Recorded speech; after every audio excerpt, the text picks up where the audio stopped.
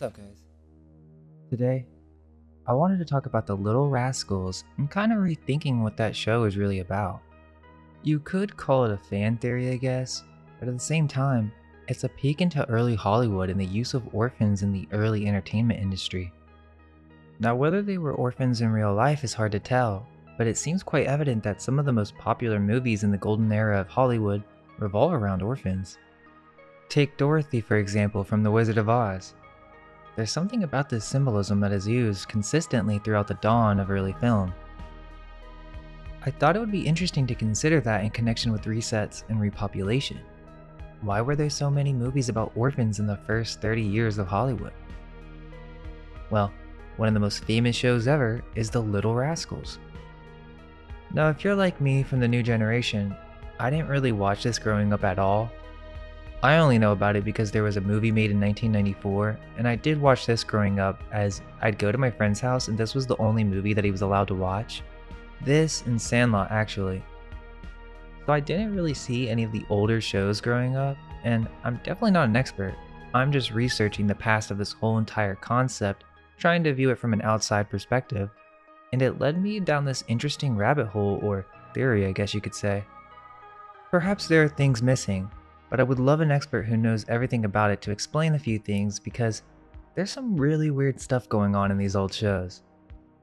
So The Little Rascals is actually based on a film series called Our Gang, and it wasn't called Little Rascals from what I could tell, it was called Hal Roach's Rascals, which were a series of comedy short films chronicling a group of poor neighborhood children and their adventures, starting in 1922, and the production continued until 1944.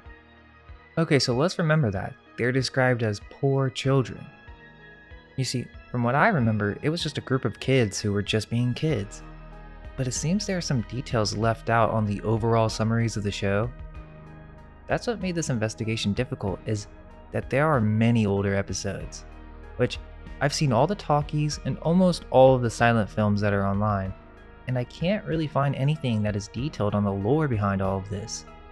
Like, who are these kids, and why are they involved in all these weird scenarios, even secret societies? So let me ask you, are the Little Rascals orphans? If so, that would certainly put a huge spin on the entire show. Okay, so why are we talking about the Little Rascals? The Little Rascals is not just a show about poor children. First off, it's basically like the first show in Hollywood. We're talking about the early 1920s is when this all started, especially a show of its kind showing children of multiple races together going on adventures. It was huge, but it's mostly seen from a comedic view, that when watching the show, we're seeing the world from the point of view of the children. But what if there's something else going on? Something darker that doesn't get enough light, or at least I haven't seen anything explaining what this show is really about. Well, let's begin. Because remember, this show has some of the most iconic characters in Hollywood history. Alfalfa, Spanky, Darla, Froggy. Many of the bits are very well known. But this theory really brings into question everything about what this show is really about. So you're probably like, okay then, what is it about? What's so weird about the show? Okay, let's get started. I want you to see the Little Rascals from a whole new point of view, a new reality. The idea is that these little rascals are actually street orphans. They are orphans who constantly get in trouble and get moved home from home, and that's why they're little rascals. You little rascals! They can't seem to stay in one place.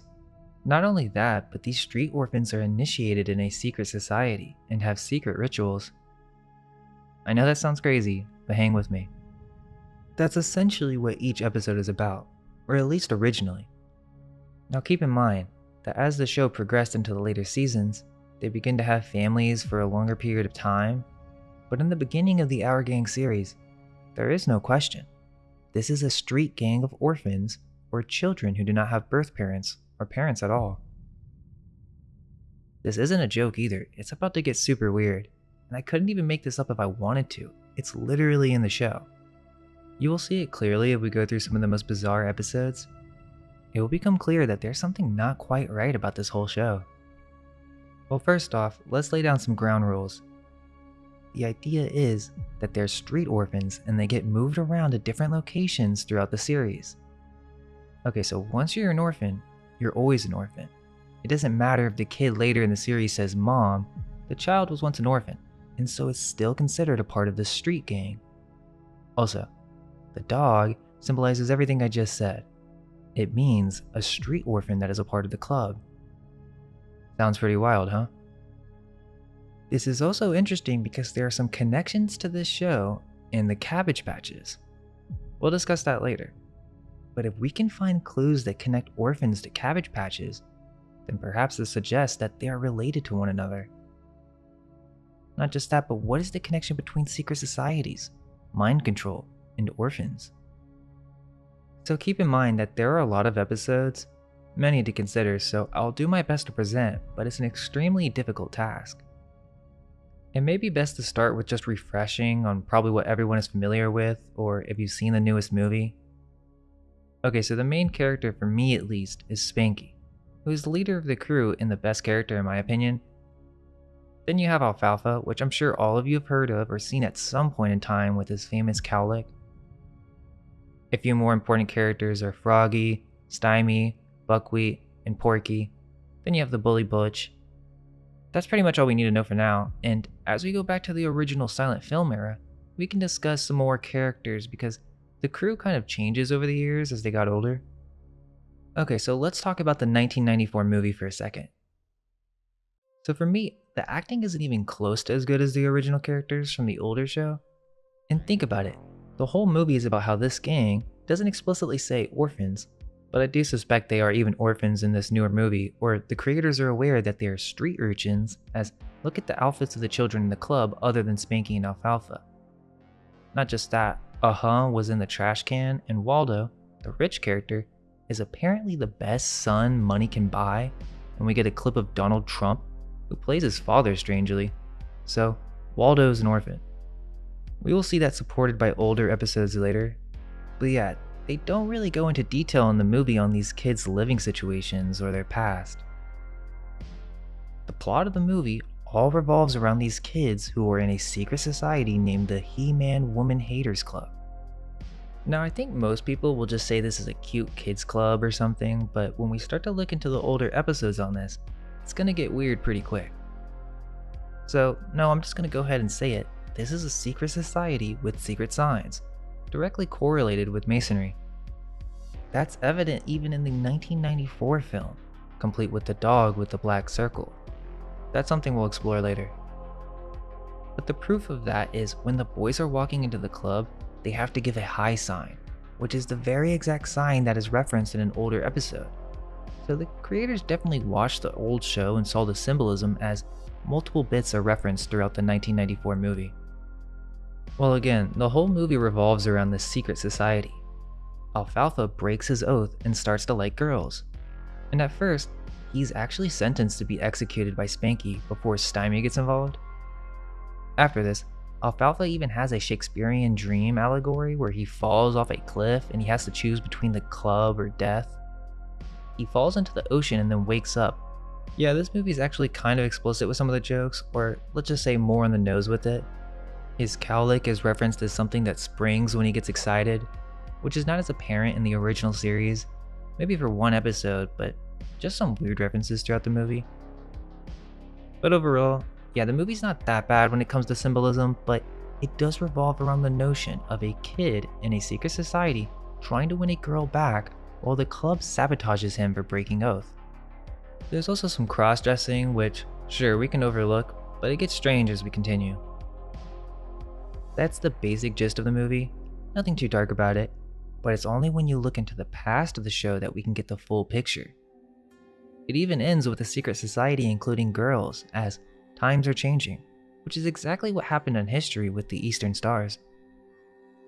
Okay, so that's the 1994 movie. No mention of orphans really, and if you search Little Rascals and Orphans or secret societies, there's really nothing on this topic. We'll start with the talkies, and before we break down the lore of the Our Gang series, let's just go ahead and start breaking down some of the episodes from the iconic period, which I would say is from 1935 to the early 1940s, before the war, or really the episodes with Alfalfa in it. That way, it will make more sense when we start breaking down some of the mind-blowing episodes. I guess I should mention that many of the older episodes from this time are considered racist, and apparently many of them have been edited, so it can be difficult to figure out what is really the original. But yeah, there are many themes and jokes that could be considered racist. There are many blackface scenes, so I do just want to give a warning just in case that offends anybody. There are some scenes where they make obvious black jokes, some worse than others. I'll bring it up when we come across those. Okay, well let's start with Alfalfa in his first episode. Well, Alfalfa was played by Carl Alfalfa Switzer, who has a very strange story. Well, he died at the age of 31 before his 32nd birthday, and a very sad story where supposedly he pulled out a pocket knife and got shot. It was considered self-defense, but he was shot by his former business partner, and this all occurred over $50. It's also on his gravestone that he was a Freemason, interestingly, because there's really not that much information on that. Well, in his first episode, Beginner's Luck, we basically get this weird stage show, which this is a common theme in this series, is you have these essentially mind-controlled children performing stage shows. Sure, you could argue that's extreme, but when you see them performing these songs and dancing to these different stories, I mean, what else do you want to call it? It's not like they want to do this stuff, they've been told what to memorize. It's called vaudeville theater, but when you see children do it, it's just strange. Especially if there's a connection with Orphans, which we'll see later. It's weird because they're like these little prodigies. And that's what I was saying with the new movie, is that the children actors don't even compare to the talent from the original actors. Vaudeville was a theatrical genre of variety entertainment, which was a collection of different acts strung together. There are multiple Little Rascal Follies of episodes that basically revolve around this. Children prodigies performing strange symbolic shows for the sake of entertainment. And this was huge back in the day. They would do this at theaters as a show, or in other words, for money. There's nothing too strange about this episode, but there was this weird thing that I noticed. The girls in one of the play's performances actually sing a very specific song. It's called Honolulu Baby. Well, this song was actually written by Marvin Hatley for the 1933 Laurel and Hardy film Sons of the Desert. Which, look, I don't want to go into a whole different tangent here, but that film is weird. It's basically a comedy movie about secret societies, kind of making a joke of the whole matter while revealing certain things blatantly, such as ancient rites and oaths that must be abided by no matter what. Anyways, in that movie, it's a movie about Shriners, and also, by the way, it was produced by Hal Roach, the mind behind Little Rascals. Well, in Sons of the Desert, they sing this Honolulu song in the exact same fashion. I only noticed this because I watched the movie randomly and that song got stuck in my head, so there's some weird connection or nod going on there, and that song's not a famous song, it was made just for that movie. To understand this, Hal Roach was a huge figure in early Hollywood, and is essentially the creator of the Little Rascals or Our Gang show. They are Hal Roach's Rascals. Well, he would eventually team up with Harold Lloyd, someone who used to be extremely famous but not too many people know about him anymore. You've probably seen the scene of him hanging from the clock tower. Well, yeah, this guy was a master 33rd degree Freemason and was one of Hal Roach's partners. He's actually in the episode of Our Gang, in fact, so right there's no denying that Freemasonry was somewhat a part of this whole ordeal. Lloyd has some weird movies himself that we could break down where he tries to commit suicide and is brought to heaven to self-reflect. It's kind of like putting rituals in secret in early film. There's even blood in that scene, a cross or an X on some books in the background, and he even checks a dictionary for the word sepulcher as he's writing his death letter. So yeah, very strange, some Masonic allegory. Anyways, I digress. That's the background behind some of the creators of the show, so it's logical to conclude that references of secret societies are not just reaching or overanalyzing. When we see this viewpoint of the children, their world and the clubs that they were in, well, these are actually references to the clubs that the adults are in during that time, which If you were anyone big back in the day, you'd be associated with this secret society or fraternity of some kind. To me, that is definitely what they're doing with the He-Man Woman Haters Club bit. Actually, the He-Man Woman Haters Club is not the only club. There are more. The first episode for the He-Man Woman Haters Club is from Hearts Are Thumbs, and then Male and Female. But this isn't the first club, this is just kind of a joke that evolved from older bits. But weirdly, they still take oaths, and they also have a checkerboard table for the Judge Spanky in the He-Man Woman Haters Club. In the episode Male and Female, there's also a cross-dressing bit, and the other boys end up liking Alfalfa once he dresses up, which is kind of weird to me. Also, what's the consequence of breaking the He-Man Woman Haters Club's oath? You get paddled. That's important to remember for later, as it's a pretty blatant reference. Search for Freemason paddle if you want to see what I mean. There's also the Wise Owl Club, so Minerva reference. This is in the Fishy Tales episode, which this is just a bizarre episode. Some kind of play on William Tell, which is an old legend of an assassin, and Buckwheat kind of takes a joke for a moment, and then while looking in the mirror, Alfalfa accidentally shoots Butch in the back of the head. So Alfalfa is scared and they think Butch is going to beat him up, so they have to pretend that his foot has been dislocated. And they're in this Wise Owl Club room, which also the sign says sees all, says nothing, so secret stuff. Then inside, there's a clear square and compass on the wall. They make a fake foot so that it could trick Butch, but it's strange because he's just hammering this leg and then Alfalfa's leg is secretly under the bed getting tickled and eventually gets bit by crabs. Which doesn't seem by accident. Why were there crabs under the bed? Perhaps it was for the street cats that enter later, but why are they responsible for feeding the cats? And why is there a bed in here? What kids do you know that go out and build a secret lodge with a bed? It's kind of weird if you ask me. There is the Eagle Eye Detective Agency that features an eye on the door, and now Alfalfa has a secret name. He is X10. This is in the Hide and Shriek episode, but they're just pretending to be detectives. Okay, so then what's up with all this oath stuff? Why do they need to take oaths? Porky and Buckwheat both get the name X6, so 66. Well, in this episode, they accidentally get kidnapped. It wasn't on purpose, they randomly just hop in a crate, and this was on the back of a truck. But yeah, then they get taken to this haunted house, a grand opening, with some strange skull and bone symbols. Sure, a skull on its own is not that bad, but in this context, it is symbolic. So these kids basically wake up in the dark or inside of this haunted house, and once they come out of the crate, they don't know that this is a haunted house. So for them, this is a real experience. And keep in mind, the kids are still wearing their hats, which is weird and obviously has some type of meaning. Well, a voice comes on and tells them that few make it out of this place alive. So on the surface level, this is just a haunted house where the kids accidentally found themselves after deciding to be detectives.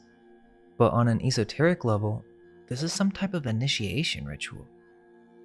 They have to choose which door to go through, and if they choose the wrong one, they die. Interestingly, as they try to escape, there's a door that has a demon monster inside, and I want you to remember how this looks for later, as it's directly connected to an older episode. This is no accident, that is some type of demonic being with horns and smoke coming outside of its mouth. Notice the curtains. This is a behind the scenes look. Remember the eye from the beginning of the episode? So they start running, but it's one of those moving walkways, so they can't get away from this demon. Alfalfa's like, I can't run anymore, and just falls, and for him, he thinks he's going to die. But he wakes up on the other side, realizing that they had to face their fears. Then, if they want to escape, they need to sit on a bench, which here we realize that the voice is actually Lucifer or the devil. They didn't want to sit on the bench, so a skeleton with the head of the devil and a pitchfork comes out, and Alfalfa's like, okay, we'll do what you say. You may think, okay, well, it's just a ride. And I get that, but I don't know of any rides that have crossbones like this, and they also have a buzzsaw ready to chop off your head. That seems a little dangerous if you ask me. So they run out of this haunted house and they're terrified, and they never want to be detectives again. Then you have the All for One, One for All club, which has nothing to do with hating girls. It's exclusive to only the guys, and this is the club where they got the secret signs from in the 1994 movie. This All for One club is in the Alfalfa's Aunt episode, which is a very strange Alfalfa episode. It starts with the boys having a club meeting, and we see the same hand pointing icon from the previous hide and shriek episode, which in this one is pointing to the secret entrance. And then a goat comes running out just in case you didn't get what was going on here. Well, they have Phrygian caps or some type of hat wear for this club, and they also have dues or yearly payments to be able to be a part of the club. They have a high sign of brotherhood, and then they do this sign from the movie here as well. Next, we're introduced to a new character that has never been in previous shorts. Alfalfa's aunt Penelope, who decides to become a murder mystery author. This is weird because for some reason she decides to use the actual last name of the family. So what ends up happening is she drops a page from her novel, and it literally says that she has to kill her nephew, Alfalfa, because it's the only thing between her and the Switzer millions. I get that she was just using names for inspiration, but come on, what kind of person would write about this? Especially writing about killing your nephew in agony at a specific astrological timing? So Alfalfa reads this and gets really scared. What does he do? Well, he goes to his brothers in the club and asks for help because they are all for one. It's really weird because if you watch the series in order, this episode was much different, like with out of nowhere changes. But yeah, so Alfalfa reads this note. Dear X, I have discovered that only my nephew stands between me and the Switzer millions. So like the others, he shall die in agony, tonight at the stroke of 9. Penelope is reading a book called Famous Murders with a strange M character and also a blade with 3 drops of blood that looks pretty occult. The newspaper that Alfalfa is holding is also filled with some type of death or murder scene. Porky then literally sniffs smelling salts in this episode, and so they swap Alfalfa's body with some fake one to scare Aunt Penelope, and she decides to leave. But they never really explain why she used their names in the first place. This All for One club is actually the successor club to the Eagles Club, which was in the Pinch Singer episode. This is a lesser known episode that wasn't distributed by MGM, and it kinda makes sense when you watch it. Alfalfa is in blackface in this one. It was actually kind of harder to find. I only found it in an archive, but also towards the end, there is this plantation trio with multiple kids in blackface. This is what I was talking about earlier with the stage shows. Well, the Eagle Club was a secret club that was trying to raise money so that they could enter a radio contest show. This will be a common theme. Orphans trying to raise money by performing these very weird acts that on the surface can be seen as cute, but when you really think about it, it's more for adults, not children, as they have no idea what any of this means.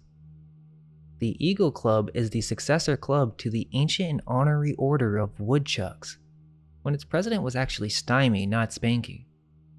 This is one of the earlier clubs with the high sign, which involved the fingers of one hand in front of one's chin. They gather in a ramshackle old shed identified by a hand-painted sign on the door giving the club's full name as the Ancient and Honorary Order of Woodchucks Club Incorporated. This club also has dues, and there are some different crew members, so what's going on here? This is not just some cute club that the kids made up. It goes back multiple generations with multiple different Little Rascal characters. So this is a passed on tradition? But how? That would only make sense if they were actually orphans. We also see the dog on a pedestal or at the front near the president. This meaning will be explored further. This is from Anniversary Trouble, another episode that's difficult to find as it wasn't distributed by MGM. We will talk more about Spanky, but in this episode, Spanky has a family with the black maid and Buckwheat, so Buckwheat's basically a maid in this episode. But it gets worse because, well, I'm pretty sure Buckwheat plays a girl in these early episodes, and 2, Spanky does blackface in this episode. So it's kind of cross-dressing and racist, but the kids don't even know the difference at first, which is also pretty weird. Then the episode ends with some spanking, and Spanky is spanking his pop. Spanky may be a play on that he's getting constantly in trouble or he's a little rascal, so he gets spankings, but he does most of the spanking, being a leader of the club. There are actually a few more clubs, but before we get to that, let's discuss some of the weirdness from the Alfalfa episodes. There are the black jokes that come every other episode. For example, Divot Diggers has buckwheat being dragged by a dog, and they make this monkey joke multiple times throughout different episodes. It's kind of like with the Lucky Corner episode where buckwheat will be the butt of the joke. Arbor Day was kind of a weird one. They have this bit that they do a lot where midgets from a sideshow will be pretending to be children, but they're full-grown adults. I'll talk about that later. The Russian Ballet is the classic cross-dressing episode where they run from the bullies and do a performance, which there are also men with masks, which is kind of strange. And in the background is this Greek architecture with the pillars and a classic checkerboard floor. In Three Smart Boys, they pretend to have an epidemic. They go to the doctor and think that the doctor actually gave buckwheat a serum and turned him into a monkey. So another monkey joke. Then you have The Follies of 1938.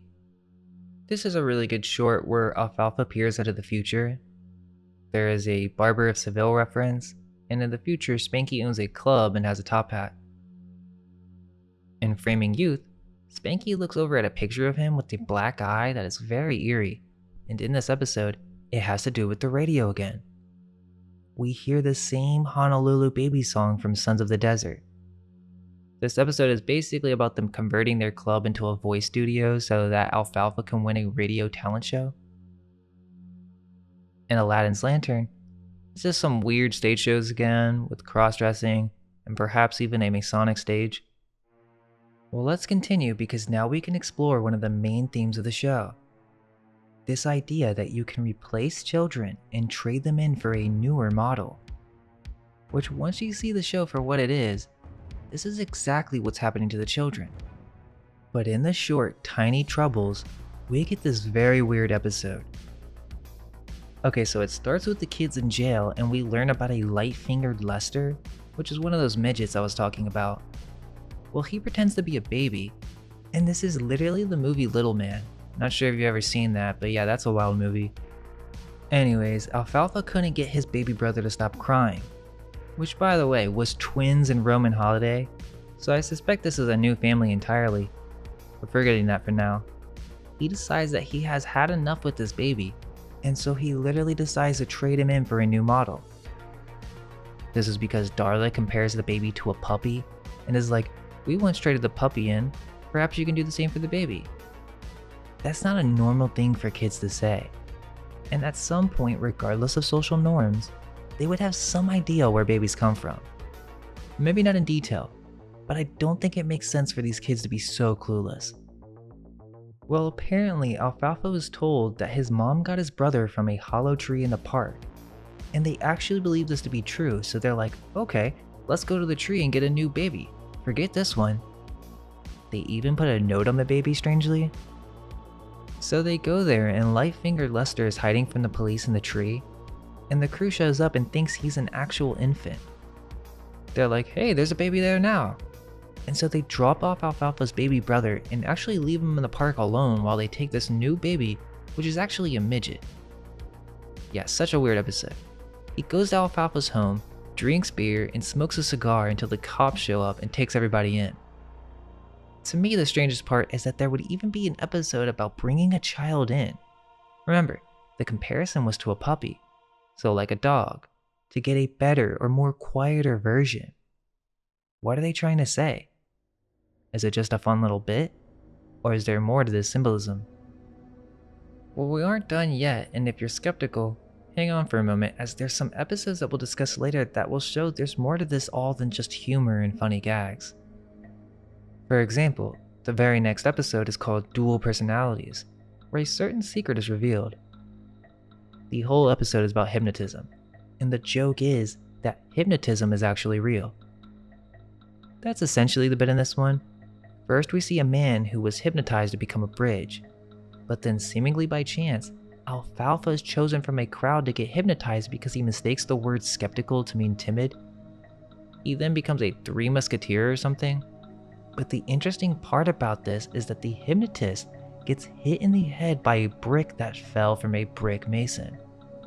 And because this mason dropped a brick and hit the hypnotist, Alfalfa's now stuck in a trance state temporarily, where he truly believes to be a musketeer. You may be like, okay, so what? It's just a joke on hypnotism, not so bad. But you have to think about what we're talking about here. Orphans, children in early Hollywood.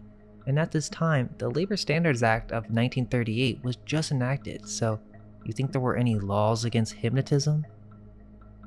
Of course, you can say it's not real, but they're telling you in this episode that it's real. And if it were possible, wouldn't that put a spin on this whole series? Perhaps it explains why these children were young prodigies. Then this episode involves a sword duel to the death with Butch and Alfalfa. Darla's even like, oh, they might kill each other over this. They literally even have a grave ready for the kids. Is this some type of weird ritual or something? Then they shoot each other with fake guns, but Darla ends up picking Waldo instead. The next episode is another common theme that's been done multiple times throughout the history of the series. The gang discovers that Porky's family can't pay rent, and there's this goat randomly, which you'll actually see in many episodes, especially the earlier ones.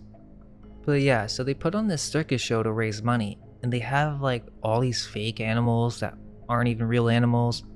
There's an older short from the silent film era that has the exact concept where they're going through a strange mansion and you have all these bootleg animals. Interestingly, in this episode, Buckwheat plays the tribal Borneo man or the man-eater, but we'll discuss that more in a bit.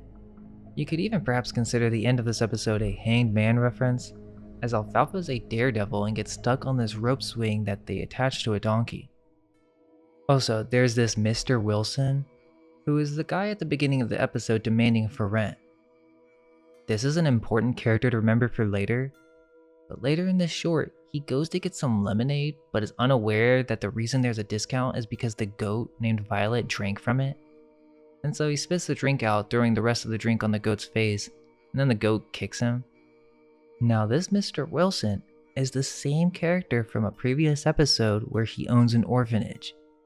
This is the same actor, Clarence Wilson, who was in the episode Shrimps for a Day. So he's the leading staff or head at the Happy Home Orphanage, which we'll discuss shortly. It may be important to note that Spanky and Porky were brothers earlier in the series, but are not brothers in this episode. They say it's because the writers forgot, but I disagree. I believe it was done on purpose once you see the secret of the show. Okay, let's move on to Cousin Wilbur, another episode with the All for One Club. Wilbur is getting initiated. His last name is Newcomb William Nesbitt. He calls Porky and Buckwheat by master, strangely, so Wilbur's like, where are all the members at? What do you offer? And Alfalfa's like, well, we have secret signs. And then Wilbur's like, oh, you're a social club. You should think about becoming a benevolent society, which is a society that offers insurance with its membership. Weirdly, the benefits of the society is that they pay you if you get harmed or get a black eye or bee stings or even a spanking by your mother or father.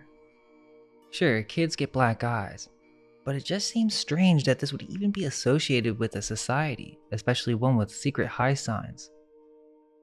Well, what happens is supposedly Butch starts giving all the kids black eyes, and now they have to pay for all this. So basically this whole episode is about Freemasonry, black eyes, and insurance played out on a kid level. There's another episode, Dad for a Day, where they're in the gang clubhouse and Mickey doesn't have a dad.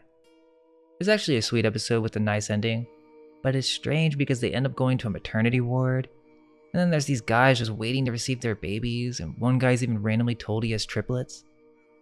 Nothing too strange about this episode, but it becomes questionable once you follow Mickey throughout the series. Mickey is also an orphan, and we'll see that as we continue. Then there's the All About Hash episode, where we learn about the All for One acting company. So wait, does this mean there are secret societies associated with acting companies?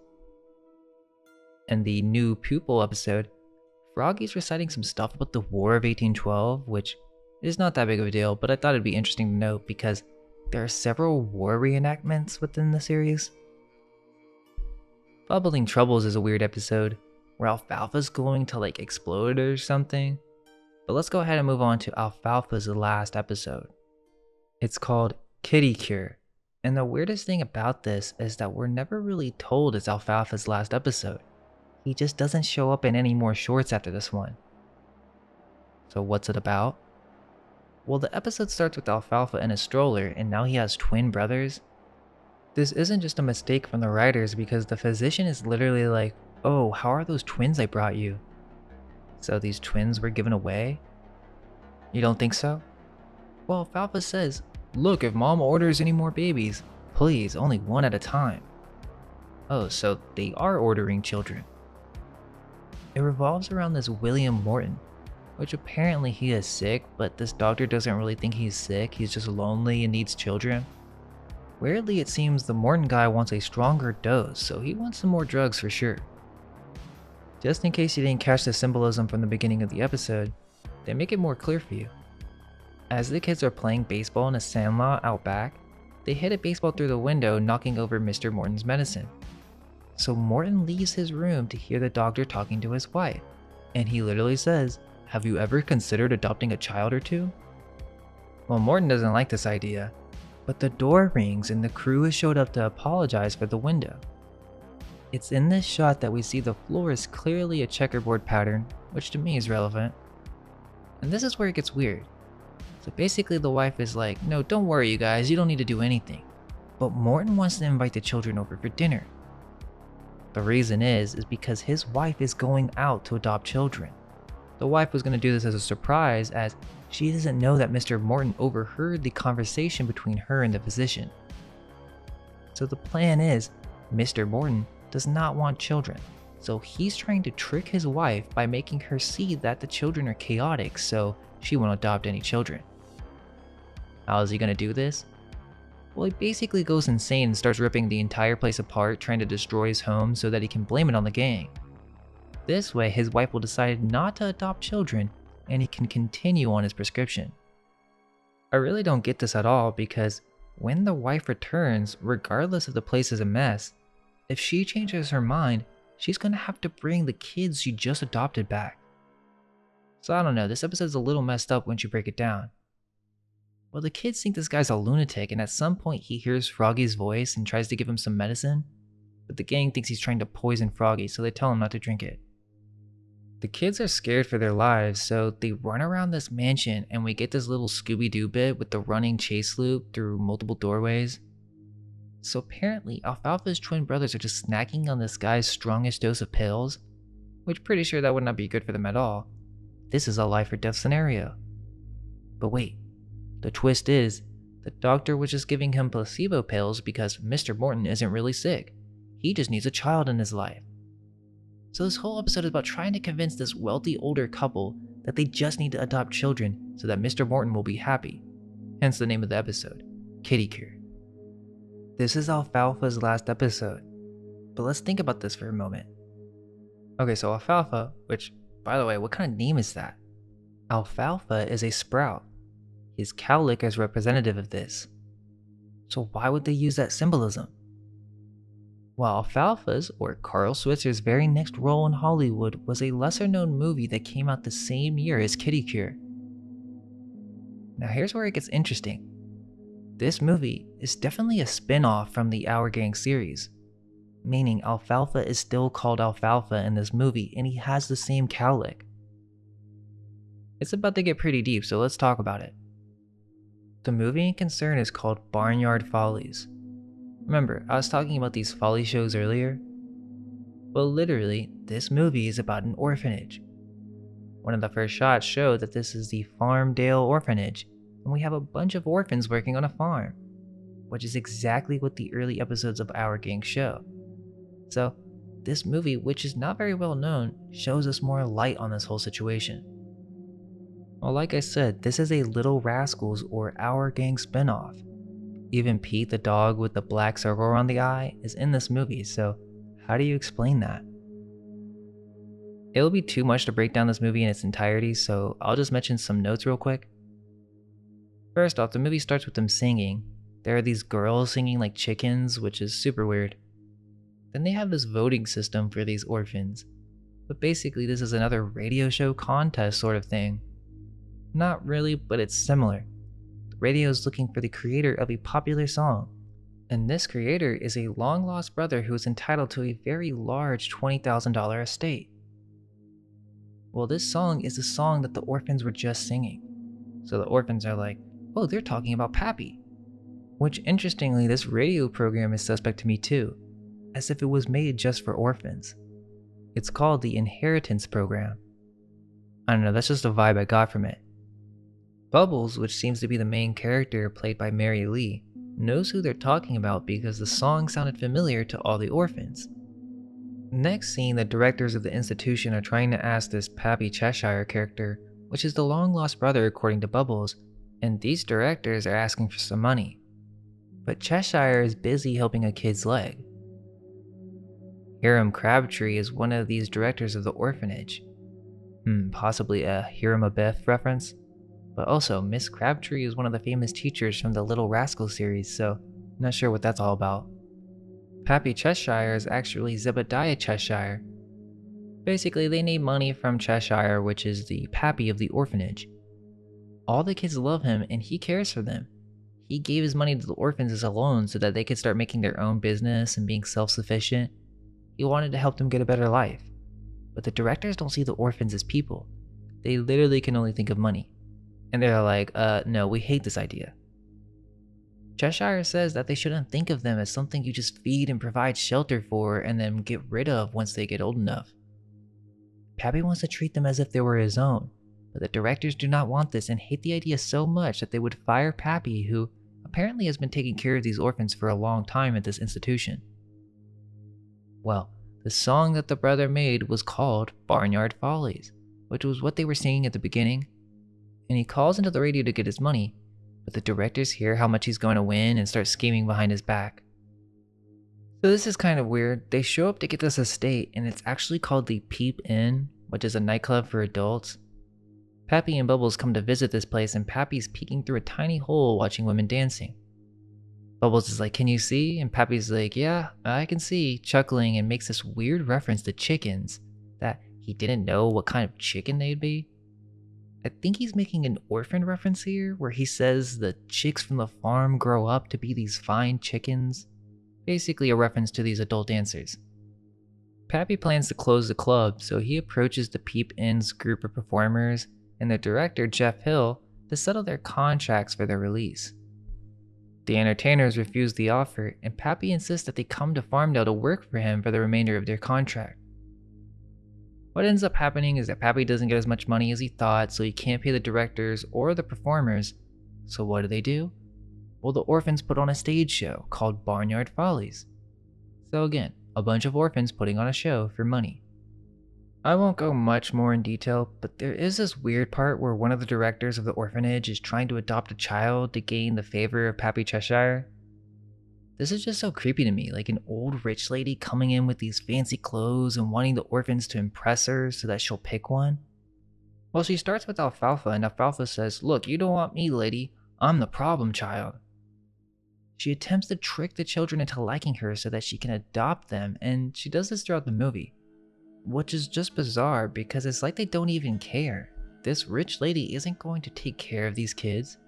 And sure, the majority of the kids don't want to go with her. But still, it's just the concept of some rich folks coming in and adopting a child willy-nilly that kind of reveals how things really went. You weren't always adopted by a loving family. Which is even weirder when you get to the scene where they all sleep in the same room and Bubbles is singing this strange Lollipop Land song. Some weird candy paradise thing to give the illusion that the orphanage is such a lovely place. So yeah, very weird movie. Alfalfa even sings in his off-pitch style. The dog goes into a box with cross skulls, and the teen orphans later in the movie end up performing the Barnyard Follies just like the nightclub. Which makes the reference from the Peep Inn much more apparent when he was comparing the ladies to chicks. To me, many of these skirts are way too short. I don't care what era it is, it just seems bizarre to me, and the Little Rascals also did this in several episodes as well. There's also this one performance in the movie about popping corn. It's this weird song, but we see a cauldron, and corn is spelled with a K. So they don't seem to be singing about normal corn. Why a cauldron? And what's up with those weird cows in the background? The movie basically ends where we discover the directors did not care about the orphans at all and they were making money off them. That's why they didn't want them to be self sufficient. These orphans were just another business for them. So, why are we talking about this movie? Because I'm saying this is the same world from the Little Rascals. This is what happens to Alfalfa after the Kitty Cure episode.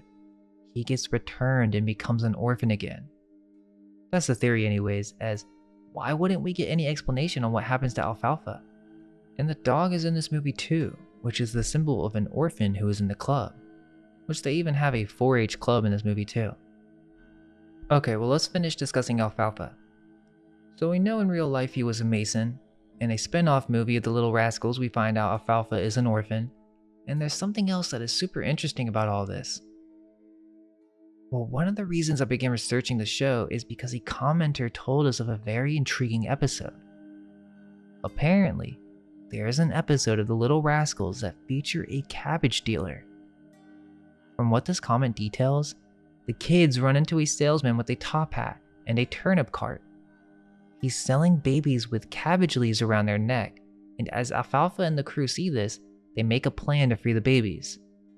Honestly, the description sounds like a Little Rascal episode, and not sure how you would mistake such details like that, including Alfalfa, such an iconic character.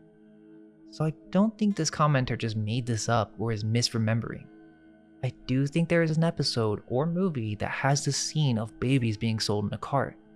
That's not something you forget easily. But the issue is, I've watched every Alfalfa episode and every talkie. There is no episode that has this scene. I started thinking that maybe it was from the silent era, but how would you misremember Alfalfa? So perhaps this could be a movie that Alfalfa was in outside of the Little Rascals. It also very well could be a piece of lost media. Maybe it was broadcasted at some point and it was an episode that existed before the MGM Vault fire, which that's a whole nother rabbit hole. We can talk about that in a bit, but I'd really like to see if you guys are willing to help find this episode or whatever this scene may be. It would be pretty insane to find such a reference. I've extensively looked through archives, the Our Gang wiki, and there's nothing that describes this scenario. However, there is something that I found that may serve as a clue. Well, apparently Alfalfa, or Carl Switzer, was in a 1942 movie, 2 years after Kitty Cure in Barnyard Follies, called Miss Wiggs of the Cabbage Patch. I'm starting to think that this is another piece of lost media, as I've looked everywhere for a copy of the 1942 Miss Wiggs of the Cabbage Patch, and it doesn't seem to exist online. I mean nothing, no VHS, no DVD, no online streaming. There's no way for me to watch it, so if you happen to have access to the 1942 version, please let us know. But what we do know is that Miss Wiggs of the Cabbage Patch is a 1901 novel by Alice Hegan Rice, which on the surface is about a southern family who humorously are coping with poverty. It was extremely popular during its time and was adapted to film several times, so obviously this is an important book. It was actually even a Broadway show in 1904.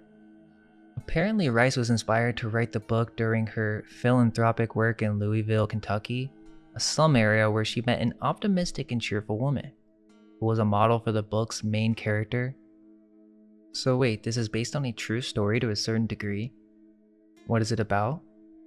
Well, in the 1901 novel, there isn't really anything on orphans. It doesn't say anything about adoption, but we do get a description of what a cabbage patch is. Quote, "The Wiggses lived in the Cabbage Patch.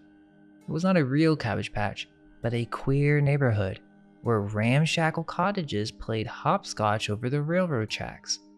There were no streets, so when a new house was built, the owner faced it in any way his fancy prompted." End quote. Interestingly, Miss Wiggs takes care of these children on her own, and even the oldest is like the man of the house, so it seems like a weird scenario to me. Even in the movie, Miss Wiggs is pretty old. And this also connects with the old woman who lived in a shoe. She had so many children she didn't know what to do. Which, interestingly, Hal Roach has another movie that's pretty good called Babes in Toyland, which is like this early fantasy movie. But I just thought it was weird that Laurel and Hardy play these orphans who live in the shoe with this old woman and they work in a factory. There's also this super creepy Mickey Mouse in this movie. I don't know, random tangent, but to me, that's what the Cabbage Patch is when you break it down. It's a poor neighborhood where orphans or parentless children live for a while, just like Dorothy from Wizard of Oz. And also notice how the Cabbage Patch is on the railroad tracks, so orphan trains go through there perhaps? If you were to just read the novel, some may think that's reaching. Well, let's look at some of the films that are online. Strangely, they're all very different. Some of them have completely different beginnings on how they end up at the Cabbage Patch, which leads me to believe there may be some more source material.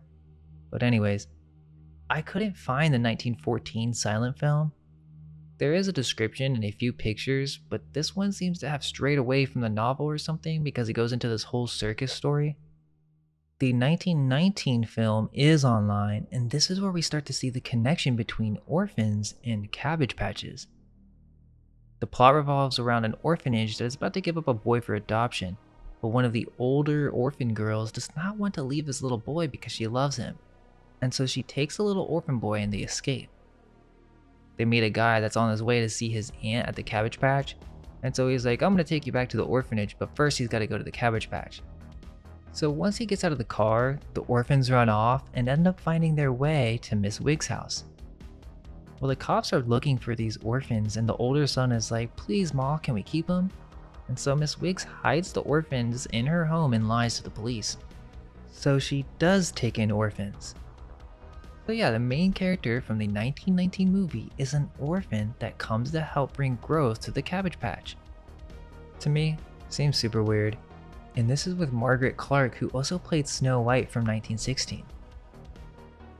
There's also the 1934 film, which is also on YouTube, which is not about orphans, but Miss Wiggs is about to get evicted. To me, the weird part is that I'm pretty sure the girl Tabitha orders a husband, like picks him out of a catalog or something.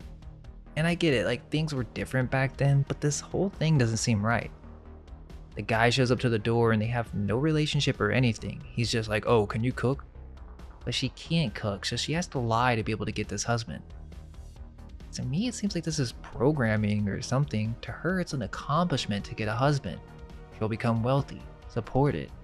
But does she understand what love is? I don't think so. So yeah, that's the basic gist of the movies, but I can't find the alfalfa version from 1942. There aren't even any pictures.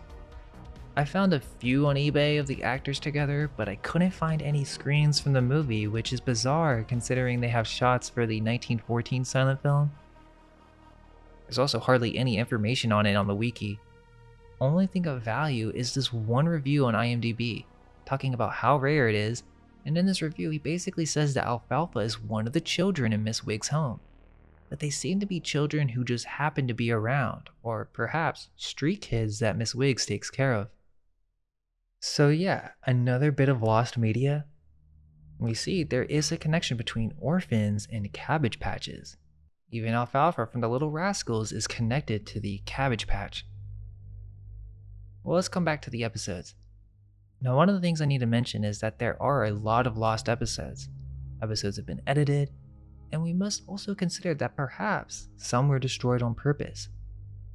When it comes to such a vast series that goes back to the early 1920s, we're talking possibly up to hundreds of hours of film if we include the silent and lost films. Simply keeping these films costed money. So you have to think, there has to be shots, maybe even entire episodes that never made it to the modern day. One of the big reasons for this was the 1965 MGM Vault fire, which is said to have started from an electrical short that ignited the stored nitrate film. Apparently this fire also killed at least one person. Hundreds of films were destroyed, including many older Our Gang shorts. What I find interesting is that some of these episodes have descriptions and seem to be very interesting episodes. Perhaps there are cases where episodes were deliberately destroyed because their symbolism or message was too blatant. One of these episodes that I found interesting was Heebie Jeebies, which is an older episode from 1927 that contains a hypnotist.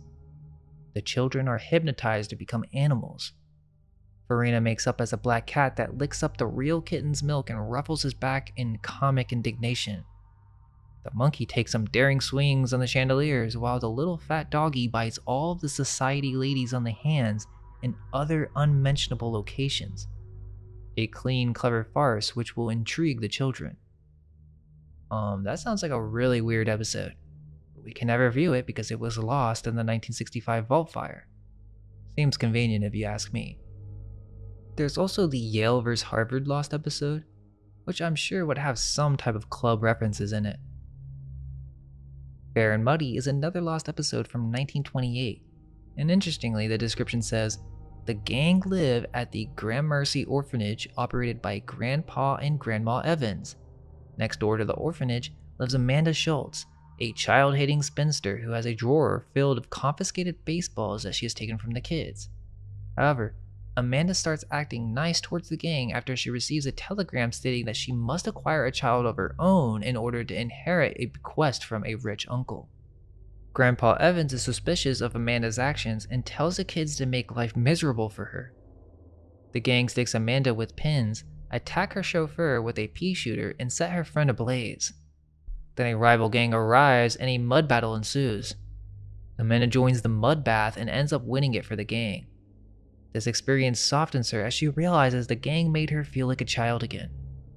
This lost episode is the original second childhood episode with Alfalfa where they make the older lady act like a kid again.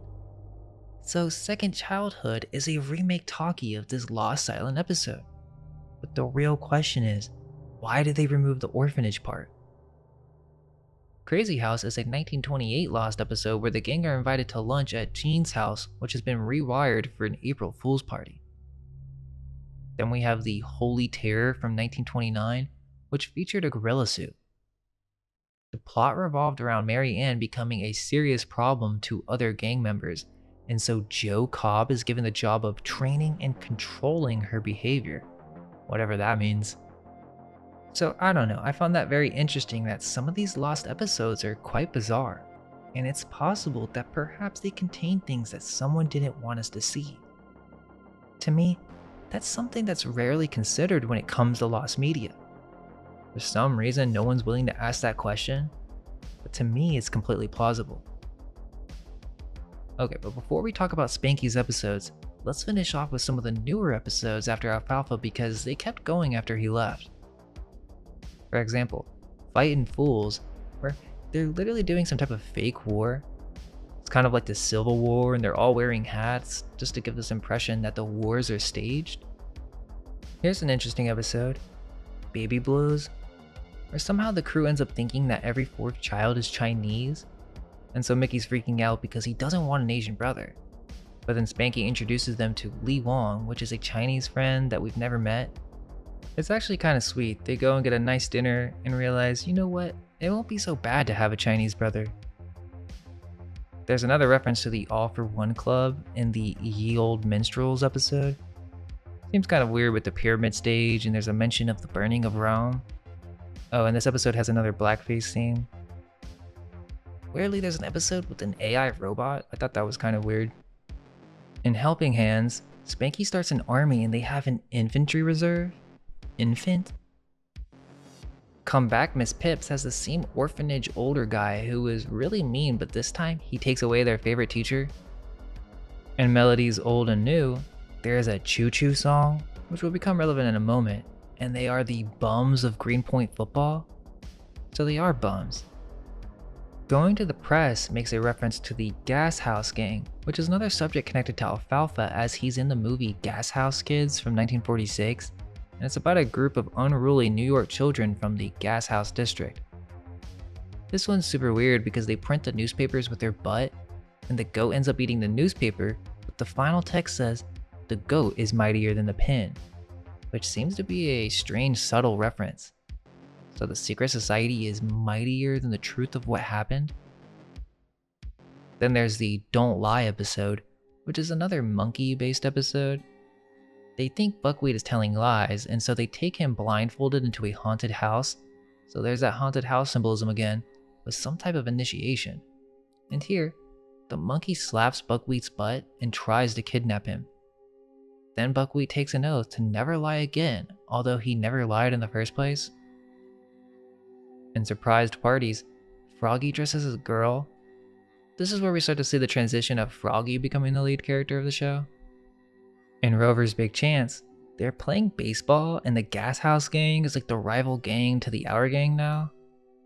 There's a new dog and it seems that this is the new crew's dog. If it's the gang's dog, that means it's a street dog that they take care of. Remember, dog equals orphan, and they don't even have a license for the dog.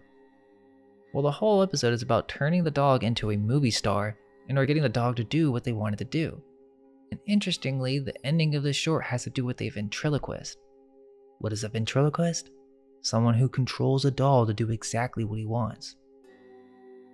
The very next episode is called Mighty Like a Goat. Like I said, many of these episodes feature goats, strangely. Well, they get their clothes dirty and they use some stinky cleaner to get rid of the dirt. Then they go to the movies and it's a murder mystery again.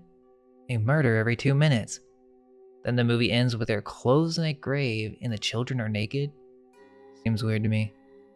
In Unexpected Riches, there's a black joke from the 1940s involving what the gang would get if they were rich and found Captain Kidd's treasure. Well, apparently Buckwheat would get a bunch of watermelon and fried chicken, so I guess that's a very old stereotype. Mickey wants to give back to his parents, which I'm pretty positive are his adoptive parents, as he literally says, "Y'all have been so good to me since I was a kid," meaning they didn't have him as a baby. Interestingly, there's a Family Troubles episode that involves a girl running away from home and joining the gang because she didn't get enough attention. Mickey says, "Don't do that, they're gonna put you in the orphan house." So wait, how would Mickey know about that? He knows because he's an orphan himself. And the girl's like, "I don't care, I'm disgusted with life." So she wants to go to the orphanage. Well, they end up going to try and get her adopted, but the girl's parents figure out that she went missing and they think the gang kidnapped her. So it does end on a good note, but what kind of storyline is this? It makes no sense unless you understand the secret of the show. Well, actually, in this episode, they start this whole adoption process at Miss Jones's, which is a couple with no kids. And they do this adoption bit as if they've heard it before. They are sales pitching a child to be bought essentially, because if you take in the child, you have to spend money to support it. It's an expense. They're trying to sell the child basically. So the lady pretends adopts her, but she's really mean, so they just leave to the streets, as if they're used to this type of behavior.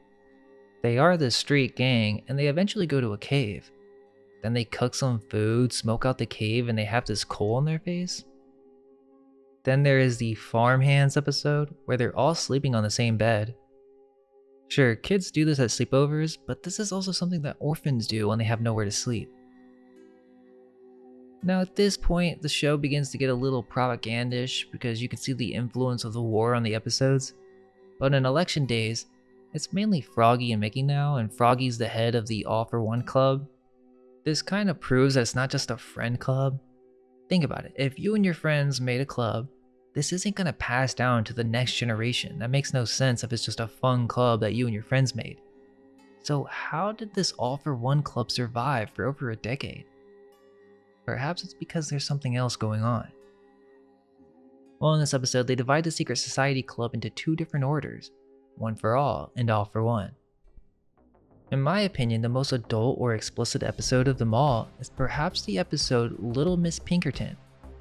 Literally, someone gets shot and killed in this episode, which surprised me, and the kids get kidnapped by robbers. The guy got shot while the kids were there, and it's not a joke at all. No other episode features violence like this one, and they even consider shooting the kids. They decide to keep them alive because their plan is to kidnap them and drop them off at another town, making them orphans once again, interestingly. There's even a part where one of the bad guys tries to use Froggy as a shield while the cops are chasing them and shooting from behind. The episode ends with Froggy taking the key out of the car and swallowing it, gets his stomach pumped, and then swallows the key again while giving a demonstration on what he did to escape. Okay, so I guess that's enough with the newer episodes, but I should mention that the very last Little Rascals episode is called Tale of a Dog. Why would they call it that? Perhaps there's some meaning to this dog? Well, this episode starts out with an orphan in a train yard with a dog. The black child Big Shot is going to leave on the train, so he's a street kid and he has to part ways with the street dog. which will leave this dog alone on the streets, so Buckwheat gets the dog and names the dog Smallpox for some reason. The crew ends up thinking that Buckwheat literally has smallpox when Buckwheat tells them over the phone about the dog, and this literally ends up causing a citywide panic because the kids tell the police about this. Anyway, it's a weird episode, but it ends with the gang realizing that, oh, it's not smallpox, it's a street dog. And what do they decide to do? The crew is going to feed and take care of this dog forever, meaning it will be a street dog forever.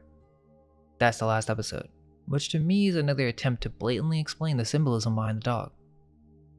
Now, if you're still skeptical, hang on, because that was just the newer episodes.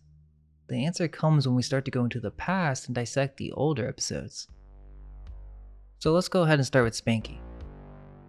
So there's no question, Spanky is an orphan, and I think I have enough evidence to show that thoroughly just by examining the episodes. Spanky's first appearance is in the Free Eats episode. It's about a big dinner and free show for poor kiddies of the city. Baskets of food, toys, and games. They aren't just poor kids, they are orphans. We find out that the lady doing this dinner is only doing it so that her husband can win politically. An older kid is dressed as a baby, but it's weird, they kind of look like babies. Something's off about that, and they can talk. Baby smoking cigars. The baby steals money from this guy, which is pretty funny, but the other kid has this grown man voice. The voice layering is pretty crazy. So yeah, the babies are orphans or orphan thieves. They are full-grown adults smoking cigars. He even has a gun. But Spanky saves the day. The show ends with explaining that they're midgets. So the question is, are midgets small men that look like babies? Or are they babies or young orphans that act like men from having to survive by stealing? Remember, the incubators would grow these babies to enormous size. Perhaps that explains why these street gangs in real life were smoking cigarettes and acting like full-grown men. Then there's the episode called Spanky, which is the first Spanky-centered episode. And we see Spanky's family, which will change as we proceed. Spanky, the orphan, has a mom in this episode. He takes a bath, and his brother is breezy, apparently. There's also some blackface within this episode, and Stymie plays Uncle Tom and gets whipped. There's also some more cross-dressing, even a shot where you see a cage on the head, which seems symbolic. Spanky's making a mess at home during all of this, and so they're having this show in the living room of this big house downstairs, so Spanky's upstairs. It seems to be an orphanage. It is a couple's house, but still, how are they going to let the street gang in? And they would have to practice for this show, so this can't be the first time they've done this. Well, interestingly, the very next episode is called Choo Choo, which is a remake of an earlier silent film. It's about a group of orphans that's on a train moving to their new home. So, orphan trains. And a group within these orphans is like, oh, let's leave the train and go be cowboys and fight Indians. So they make their own gang, and these orphans switch with the little rascals. They switch places. They're both orphans, and they swap places. Spanky's here too randomly, which seems weird because he's way too young. So the crew get on an orphan train by switching place with orphans. In the episode Pooch, we get some more dog symbolism. Stymie has been the gang leader for a while now, and for some reason, Spanky's out here with Stymie. He's a little too young if you ask me, so he must be a street orphan at this point. They're going house to house begging for food, like a dog, for dog food. Imagine that in the modern day, if you just had two poor kids or orphans show up at your door asking for food. Wouldn't happen. She even calls him a beggar. Well, they're stealing for the dog, but they're really stealing for themselves because they eat the dog food too? So are they dogs? There's even a shot where Spanky's in a cage barking like a dog, and Pete is Stymie's dog. They were going to gas him, but the dog got away. Thought that was a weird reference to include. Then there's the Hook and Ladder episode, which is a firefighter club with chiefs. The hats with the X and backward S seem strange, and why is Spanky here? He's way too young to be hanging out in the streets like this, but wait, what's going on? They're sleeping here? They even force Spanky to take medicine. Apparently Spanky has worms. The medicine that they give is most likely castor oil, which will connect with the future episode in a moment. So yeah, Spanky's an orphan here.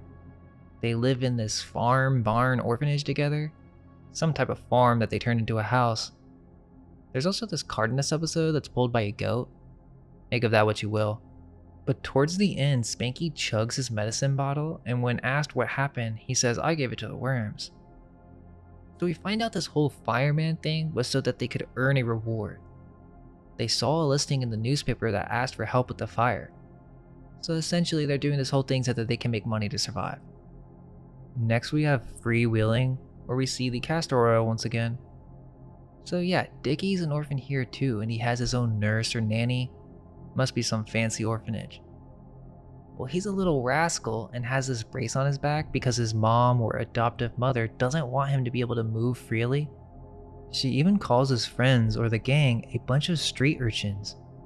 So there you go, they're street orphans. So now it seems Dickie is the leader of the orphan crew, which makes no sense if these are his real parents.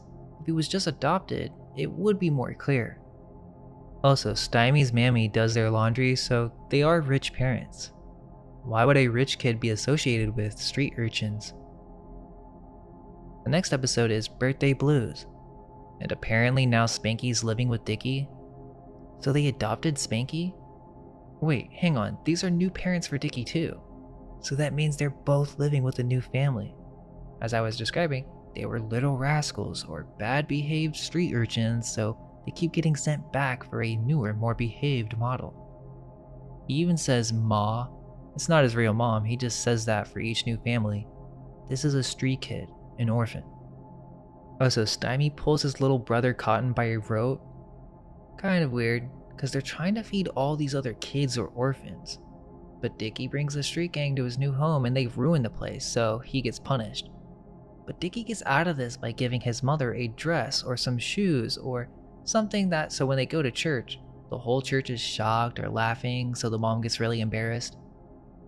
They don't say this, but the idea is, once you start to catch on, oh, those little rascals, now they're going to become orphans again. Then there is the A Lad and a Lamp episode, which there are a couple Aladdin or wish-based episodes throughout the series, but in this one, they're all wishing for a bunch of things because they're orphans. But this episode has some weird racial humor. Spanky decides to wish for a monkey, and then he starts chanting that he wishes Cotton was a monkey. Some more monkey jokes. What's weird is that Cotton actually gets swapped for a monkey and they all believe it. This episode ends with an artwork featuring a checkerboard pattern and a pillar. Next episode is Fish Hooky. Crew is on the street again with Spanky. Farina's in this one, and they're skipping school or don't want to go to school anymore. Interestingly, some older kids show up, and it's Joe Cobb from the Silent Era. They want the new Our Gang to go fish hooky with them, meaning these kids from the older Our Gang episodes are not going to school anymore and are already off working at this age, which would make sense for this time period. Miss Crabtree is no longer the teacher anymore. It's a new teacher, Miss Cornman, Corn with a K. The truant officer and Miss Cornman are from the earlier episodes as well. Mickey Daniels plays the truant officer, and Mary Cornman was one of the first of the crew. So we're seeing essentially what these orphans or street rascals become once they grow up, as they're actually playing themselves. They're not playing new roles. This actually connects with one of Hal Roach's other shows called The Boyfriends, which is like the teen version of Our Gang. One thing that I thought was weird is for a brief period during the early 1930s, Hal Roach made the most of talkie technology by opening some of his comedies not with painted title cards, but having the credits spoken in tandem by fancifully attired twins, Beverly and Betty Mae Crane. By 1931, the novelty had worn thin, and Roach reverted to conventional title cards. Interesting that their last name is Crane. Well, the strangest short from this Boyfriend series is the last episode, but I can bring that up in a moment. Okay, so back to the Little Rascals. So the next short after Fish Hooky is called Forgotten Babies. Somehow the crew is taking care of babies.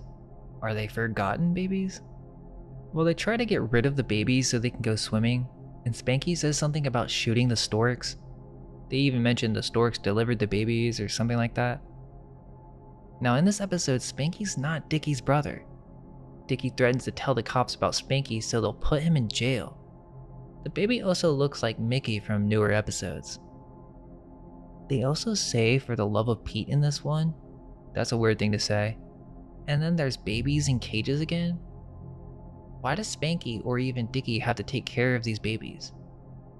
There's also a radio show randomly about murder again. And the cops show up because they think a man is killing a woman, but it was just a radio show? Okay, now the kid from Borneo is next, and this is a super weird episode. Pretty sure Spanky and Dorothy have new parents. They are orphans on the street, and this wild man is a cannibal with a skull for a necklace. Yes, he eats humans, but they play this off as if he just eats anything or he really likes candy. But it's weird because the kids think that he wants to eat them. There are multiple things to note from this episode, but one connection goes back to that series, The Boyfriends, that I was just talking about. The last episode is about this wild man stuff too, but they're more explicit with it, and Mickey Daniels gets cooked in a cauldron. This whole episode is bizarre. It's called Wild Babies. It takes place in a dream where Mickey and Alabama attempt to steal a song from an island tribe. They're on this island and there are all these strange creatures, just like the zoo episodes from Little Rascals where they paint and dress up normal animals to be exotic. But it's weird to see the symbolism repeated, so they must be referencing something with this whole bit. Anyways, back to Kid from Borneo. So yeah, these kids think they're about to be eaten by this wild man, which take notice of his outfit. This will be important for later. Spanky's like, no wild man is gonna eat me up. It's definitely possible that he could eat the kids because he eats a massive amount of food, including a can of sardines with the can, a whole link of sausages, and a massive piece of bologna. He even holds a knife at some point, so pretty sure that's what he's trying to do. He definitely had enough room for a child, it seems. Anyways, the mother thinks this wild man is her brother and she gets scared to death. This whole time, the street gang is just destroying the entire house, and then the father of the household gets defenestrated, and then Spanky does the same to the wild man. Those little rascals. Now time to find a new home. Okay, the next episode is Mush and Milk, which is one of the orphanage episodes. So there are actually a few episodes where the street gang live in an orphanage. There's no explanation either. Why is Spanky in an orphanage in this episode? Didn't he just have a family? Well, they all live up in the same room with a bunch of beds, with a mean old lady teacher or nanny. The summary says it's a boarding school, but then why would Stymie, Spanky, and Dickie all be here? Oh, so at the end we find out that the older guy is waiting on a back pension so him and all the children can live well. Wait, why can't the children live well? The joke of this episode is that they're eating mush, and they're tired of eating mush, but then they make the mush and mix in plaster powder, resulting in their meal becoming too hard to eat. Bedtime Worries is the next episode. So Spanky has a new family? He got adopted? He says mama, but that's not his mother. It's a new house. Spanky's trying to let the dog stay over, and there are kidnappings on the newspaper? Why is the dog still associated with this? Perhaps it means that Spanky will become an orphan again, as he belongs to the club, the street gang. So his dad's trying to get some rest, and Spanky hears Pete, the dog with the circle eye, out the window, which isn't their family dog, it's a street dog. And so the father's starting to get fed up with Spanky, because he won't go to sleep and keeps calling for help. Then a thief randomly comes to the house, but the father doesn't come this time because he's had enough, and so the guy tries to rob the house. Then the gang come to the window with the dog, and they need a place to stay, and Spanky lets them sleep over. Spanky then hits his dad with the vase, and the dad is like, Spanky, did you throw this vase? Now Spanky's going to go visit the burglar in jail? Because he's a little rascal. Next is Wild Poses. Laurel and Hardy are actually in this one, as babies, and Spanky's still with the same parents from the last episode. Spanky's getting a family photo, because he's a new orphan, so they haven't given him up yet. The husband doesn't like his wife, it seems. There's even a 1 hour later transition like SpongeBob. And so Spanky basically won't sit still for the photo and eventually punches the photographer in the face. Then there is Mike Fright, which is where the crew plays for a radio show again. Then there's High Neighbor, where it seems Spanky's back on the streets with a dog. He seems pretty young, so is his last family just letting him go hang out with these street orphans? It's basically a derby episode, and at the end, the rich neighbor gets his pants ripped off by Stymie. Then they go down this huge hill and run a bunch of people over. Next is For Pete's Sake. Remember, with the weird God Divine references with Pete, for the love of Pete, for Pete's sake. Well, we have kids feeding babies medicine again. So, orphanage? They end up going to Leonard's father, who owns a toy store. They want to trade Pete for a doll, but Pete ends up breaking a vase, so he takes the doll back. Then Pete destroys the place, and so he returns Pete back to the gang. The whole reason they wanted this doll is because this bully kid lassoed the doll that this little girl or orphan had, and the rope wraps around the head of the doll as he lunges it into the street to get run over and its head smashed. The kids are shocked, and so in order to make this little sick girl happy, which for some reason is their responsibility, they went through this whole journey to trade Pete for a doll. The ending, I believe, is Buckwheat hanging on a rope with a doll and then a handshake. The first roundup is about the kids going camping, and it centers around Wally, and his mom's like, "Are you just gonna let them go out at night like this?" And his father says that they'll be back in an hour. But the kids are acting like they want to go out there for a week all alone. Spanky wants to stay out there. Why are the little kids out here? Well, in the very next episode, this rich boy Wally has a new mother, but he's still a part of the gang. It's almost as if one of the kids get adopted and the rest of the gang goes and stays with whoever gets adopted, usually by a rich family. Then, the family or couple who adopted the child will give the orphan back once they realize he belongs to a street gang. This one's some weird donkey chase episode. Wally lets the gang into the house, and eventually the donkey knocks the mother into a fountain and she spews water out of her mouth. The laugh for Algebra the donkey is Mickey Daniels. Seems that the spewing the water part may have been edited out. Okay, so the next episode is Washi Irony. Wally is now Waldo, and he has a new mother, but he's still playing with the gang. They're playing football and getting dragged by the dog. There's also another goat. They actually get a ride from the goat around town, then they drink water and do this weird spit cleaning thing. Then there is the Mama's Little Pirate episode. Now this one's crazy. So Spanky has a new family. I mean, what are we on now? Like 3 different parents? And his new father is reading a newspaper about treasures found in a nearby cave. He steals a candle and they're going into the cave, and he wraps a rope around Buckwheat's neck to keep a path. Buckwheat is a girl in this episode too, and they actually pull on the rope and make Buckwheat, the girl, fall in a hole. Pretty bizarre. What are we, mice or men? Spanky also astral projects in this episode, which I thought was pretty crazy, or an out-of-body experience you could say. They go into an underground cave to find gold, and they get lost because they pulled on Buckwheat, dragging him along. So they are lost. But then they find a door underground, and a giant lives down here. The Little Rascals basically has everything, even giants. So yeah, he then grabs the kids and hangs them on meat hooks to be eaten. I could imagine this being pretty traumatizing for a child, and there are also glue traps, so there's no way for them to escape. But right before Spanky was going to be eaten, he wakes up. Was it just a dream? What are we, men or mice? So that means they're mice, and the giant was treating them that way. So were the orphans mice? Well, the very next episode compares the children to shrimps. It's episode 133, called Shrimps for a Day. This is 2 episodes before Alfalfa's first episode. We start off with a view of the Happy Home Orphanage, and the gang is living here. Wait, so that proves it.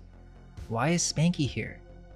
This is the old guy that I was talking about earlier that was asking for rent and trying to take the teacher away? Well, he's the man running this orphanage, or taking care of the children. He's this very cruel, child-hating old man. So I'm not sure why this isn't more clear or mentioned in the summary of the series or in the new movie. How could the gang all be at this orphanage? Remember, once an orphan, they're always an orphan. So that means Stymie, Scotty, Spanky, Buckwheat, and even Leonard from earlier are orphans now? These are orphans or street urchins that are constantly being relocated because they are so misbehaved. But perhaps there's more to it than just that. Spanky's still acting up, which is crazy, so that means his last family gave him up for some reason. That sick girl from earlier that they were taking care of to get the doll? Well, yeah, she was an orphan because she's in the orphanage with Spanky now too. So this guy's treating the children horribly. It's pretty harsh the way he treats the children if you ask me. Well, the orphanage is invited to a rich dinner party, and at this party, a couple is trying to find one of the orphans and they find a magical lamp.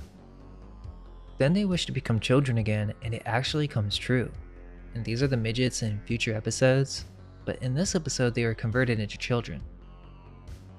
Then they get rounded up and mistaken for orphans, so they are taken back to the orphanage and see for themselves how bad this place really is. There's this weird scene with the bullies and there are multiple orphans per bed. Spanky has another candle in this episode when they're trying to leave, and then there's this weird scene also where they're forced to take castor oil. I was talking about this earlier, and Spanky isn't having any of it and pushes it into Mr. Crutch's mouth. The two adult children eventually get out and wish to be adults again. Now they've exposed what kind of stuff goes on in this place, and they even say it's like a jail. It ends with Spanky wishing Mr. Crutch to be a kid, and then he beats him up. Also, there actually was a Little Rascals or Our Gang movie. Well, I guess it's considered a spin-off, but Spanky, Buckwheat, and Alfalfa are in it, and it's called General Spanky from 1936. Now this movie was actually pretty hard to find. It's not online, but I ended up watching it and the whole storyline is that Spanky is a shoe-shining orphan. Buckwheat plays a runaway slave and some of his parts got edited out on the movie. Well, Spanky goes up to the sky with a top hat to shine his shoe. We come to find out that this older gentleman, Marsh, is also an orphan. I'll save the summary so that we can move on quickly, but overall it's a pretty good movie. The only thing that I want to bring up is that the whole plot is centered around orphans and their secret club. Spanky literally plays an orphan in this movie. Also, in the movie, their club is called the Royal Protection of Women and Children Regiment Club of the World in Mississippi River. They literally do initiations in a secret cave, and then Spanky initiates Marsh and eventually the general. There are oaths, actually blood oaths, and then they do this whole crowning the king initiation. They do this initiation and oaths in a secret cave and they must not reveal any secrets or the location of the club. So yeah, it kind of reiterates what I was saying about the orphans in a club. There are still many more episodes that I haven't mentioned, but I'll just get to some of the older talkies. Oh, and I didn't mention, Little Sinner has some weird cult baptism with a solar eclipse. Just has like a completely different vibe to it, and it actually scares the kids too. But let's rewind a bit and let's talk about the first talkie. The first talkie is called Small Talk, and they are all orphans, and it actually says that in the summary of this short. It's about orphans wanting to be adopted by nice families and wishing for something better than spinach. Weezer, the youngest, is adopted by a wealthy couple, and then all of the gang come visit Weezer. So, this is exactly what I was saying earlier. Then, Mary Ann is adopted, and then the couple's friends adopt the rest of the children, and Farina is adopted by the maid. So Joe, Weezer, Mary, and Pete's here too. Everyone in this episode is an orphan. And let's keep in mind, that's the first talkie. The next episode is called Railroadin', which seems like another nod to the orphan trains. While there are actually several train episodes that revolve around them playing on the rail tracks, why are these kids out here playing around with trains? And there's this weird bit that's even in the early silent films too, where they run over one of the gang members with a train. They're fine because there's enough space under the train as it passes, but still, kinda strange. They're also going super fast in this episode too. Then there's Lazy Days. The black children are taking care of animals on a farm and there's even babies crying. Then there's the episode Bouncing Babies. Mary and Weezer are at their new home. The dog Pete is here for some reason. Well, Weezer decides to take a baby doll that's crying back to the hospital in exchange for a goat.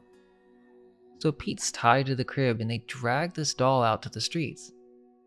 He goes to the hospital and asks for a goat for the baby. Where would he get such an idea like this? Then the mother finds out and still lets him cross this busy street several times. It looks pretty dangerous for such a little kid to be out there with the dog alone. But remember, this means he's a street kid, a full-grown adult in a kid's body. The cops even try to arrest him, treating him like a normal civilian. Moan and Groan Incorporated is an episode about a lunatic that moans and groans, and there's this strange Chinese finger stuff. Not sure what's going on there, but there's another baby here? What's the gang doing back on the streets? There's also this weird scene with this guy upside down, and his keys are hanging by a chain as he's upside down standing on his head blowing a whistle. But he's an officer, not a nursemaid. Which is actually what he was doing, so that would mean they were orphans. There's also this weird creepy guy.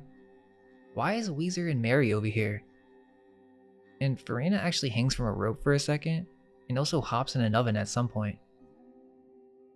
The first 7 years episode is probably the first talking She Loves Me Not bit.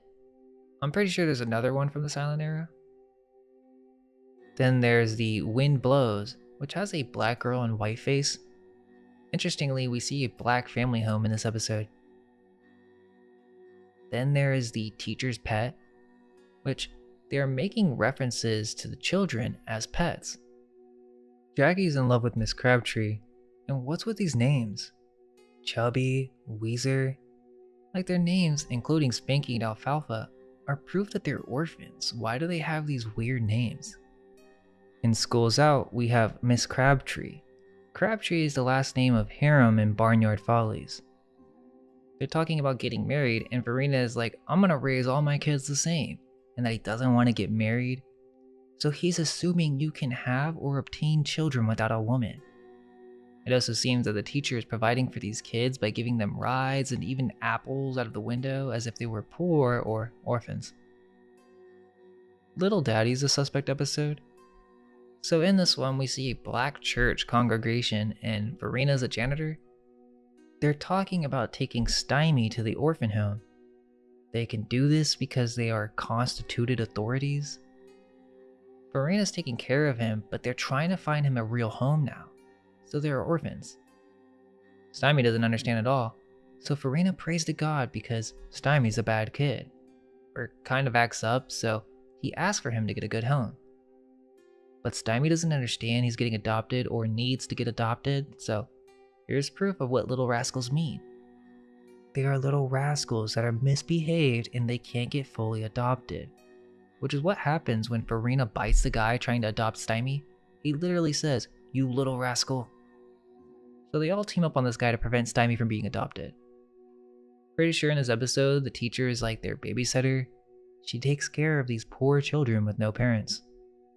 The Fly My Kite episode is another suspicious short. Literally, according to the summary, all these kids are living with grandma. She's not any one child's grandma, but everyone's grandma. So, another orphanage episode. One thing I caught, which could be nothing, is that when the grandma falls over in her chair, there's clearly a circle with a pentagram, and it doesn't seem by accident to me. It's only for a quick second. You probably wouldn't notice it if you were watching from a distance. Farina calls her grandma, so I would assume they're adopted. Well, in this episode, it's weird because the grandma out of nowhere starts doing backflips. It's kind of surreal. So this top hat guy comes in and tries to kick his mom out, but guess what? The reason he's doing this is because she's not his real mom. So he was an orphan too. Now he doesn't want to take care of her anymore, especially since she's inviting these street orphans to play. She has no place to go, no money, so they want to send her to a country home. Some place you don't want to go when you have no money, the poor farm. We find out that grandma has a lot of money in bonds, and eventually they put this on a kite, but when they realize, they take the kite back down, and I'm assuming the grandma's going to spend less money on the orphans. The next episode is Big Ears. Weezer has a new adopted family now. They fight too much and have just about had it with each other. Stymie's mammy says he has worms. Well, this whole episode is about Weezer becoming an orphan if his parents divorce. Why would he become an orphan if they divorce? And how would they know that? It would make sense if something like this has happened before. They say poor Weezer won't have no family and they're gonna send him to the orphan home. The plan is he's trying to make himself sick so that his new parents will stick together and take care of him. And he ends up drinking poison and landing in the hospital. The parents promise never to fight again, and then the dog is making this sound. So I doubt they will keep that promise, meaning he will still be an orphan because he's a little rascal. Okay, so let's move on. And dogs as dogs, they treat the children like dogs, or more dog symbolism. The kid is referred to as "you, bring me more coffee." So Weezer's sleeping with the dog again, meaning that's the symbol for orphan. If the dog is there, they are still orphans. Dog is dogs. But already Weezer has a new home, so he ended up back at the orphan home, meaning his parents gave him back. Now it's the single mom that spanks Weezer because he's letting the street dog into the house. So yeah, the dog is literally an orphan. Remember that black circle for later. Weezer's brother is like, she's my real mother, so he gets treated better. But I don't know if that's true at this point, or if he's the oldest orphan and has been there since he was little, so he doesn't know. Stymie shows up, so he must still be a street orphan, and he calls the nanny an old pelican, hoping that she's fed Weezer because she's so mean. Weezer's brother gets fed well, while he eats mush, which is another nod to orphanages. Then eventually the dog gets accused of eating a chicken, and this guy tries to shoot Pete, the orphan dog. But this is because Weezer's older brother lied about Pete eating the chicken. At the end of the episode, another lady, apparently Weezer's aunt, has come in and now she's his new mother. So that's about 3 times Weezer has moved families because he's a little rascal. In Readin' and Writin', Weezer has a different nanny and a different home. He calls this lady mom, not auntie, so he's in another home and the dog's there, so orphan. He's going to school for the first time and they steal some apples, which is another orphan thing. This episode features the Secret Order of the Winking Eye and the High Master Mogul. Okay, so that's pretty much all the talkies. There are a few I didn't mention, but I just wanted to compile all the very weird episodes and symbolic references so that you can see it all at once. Something very strange is going on with this show. But we're still not done. We haven't talked about the silent film era. It would be too much to break it all down, so I'm only going to mention a few of the most insane ones. There are a couple that I'm fairly certain will shock you, and one in particular that most of you will find pretty disturbing, and we can end with that. Interestingly, there's a silent film called The Fourth Alarm, which features Coney Island, and they're feeding medicine to a baby with a worm. They also sleep in a barn with a cross X on the top. Lots of goats in these early silent films. The original for Fourth Alarm was firefighters, which is another common theme where these orphans have to work together to put out fires. Okay, so it's about to get way worse, so hope you're ready. Well, in 1922, there was Young Sherlocks, and they have this scene where there's a secret session of the mystic JJJS. This episode is very occult and unsettling. A group of men kidnap a girl and it's super creepy. They hold her for ransom and the horse or kid saves the day. They even tie this girl up and handle her pretty abruptly. So the kids end up shooting them, saving the day and getting a bunch of money. Then they buy a city and name it Freetown, so this is basically like a reset city. They are repopulating the city with orphans. Boys to Board and A Pleasant Journey is both about orphan trains. They also mentioned that the wild Indians don't exist anymore, which I thought was weird, some ode to the vanishing Indian myth. In Dogs of War, there's another fake war and dog reference, and Harold Lloyd is filming a movie in this one. There's a scene where a man is strangling a little girl in this one. In Baby Brother, they decide to make their own orphanage. Sundown Limited is the exact same train episode where the black kid gets run over, but this time it's Joe Cobb. Interestingly, there's a short called Lodge Night, which I'm telling you, it gets pretty bad. The orphans are a part of a secret club called the Cluck Cluck Clams, which is a spoof of the KKK.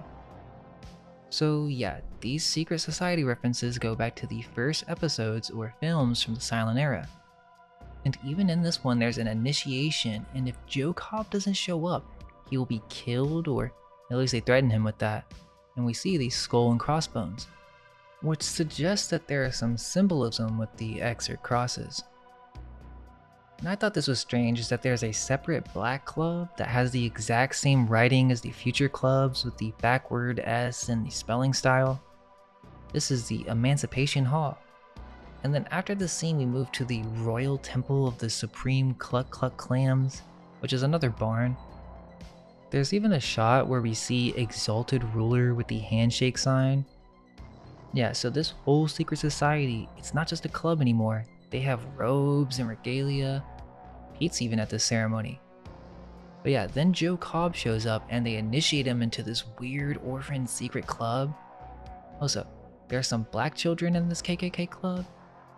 And one of the leaders is holding a knife and asks if Joe will give up some blood to sign his oath. So what's going on here?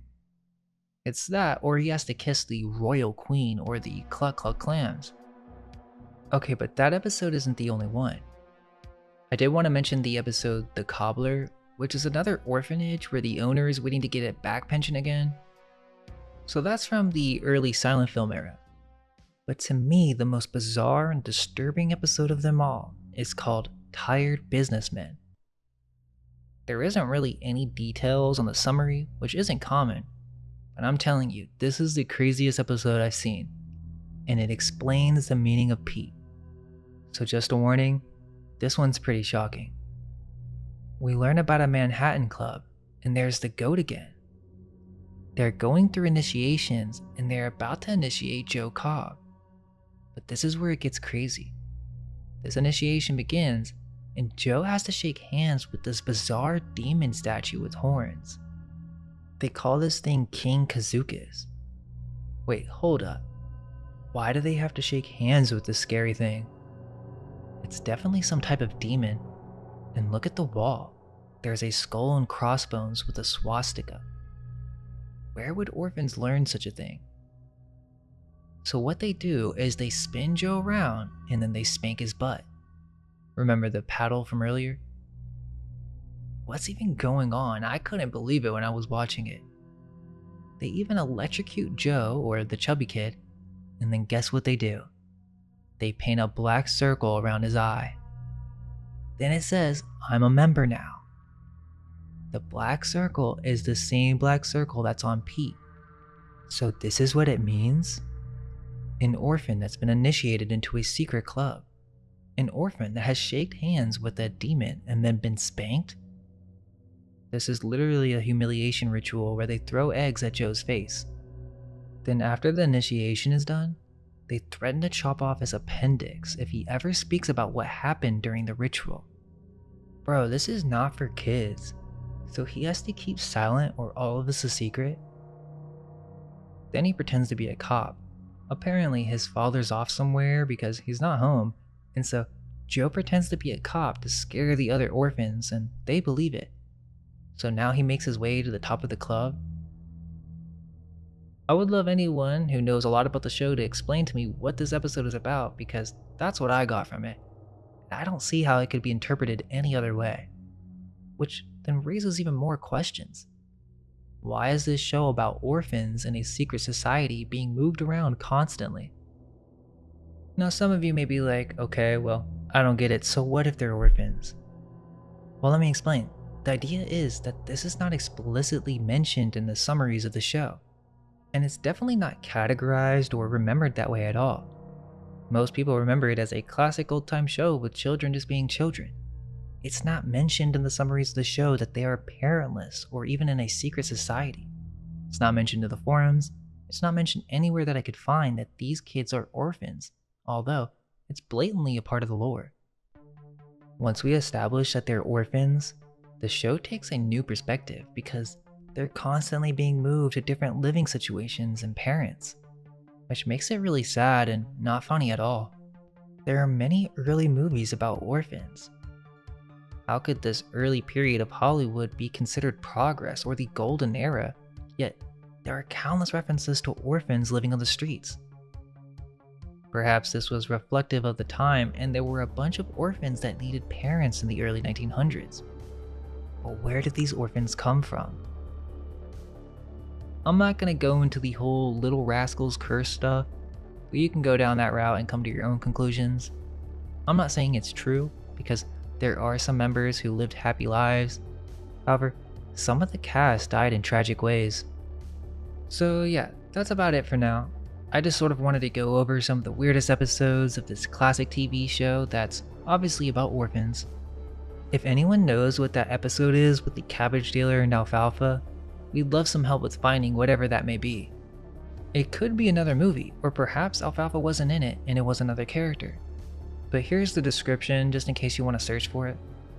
Let us know if there's anything else involving the Little Rascals, Cabbage Patches, or orphans in early Hollywood that would be of interest. We're very thankful for all your comments, so please let us know what you think.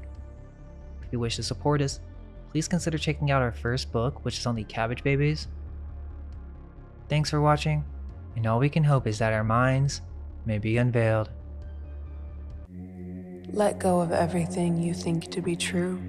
Relax the mind and ask the question, do I truly understand what this reality is?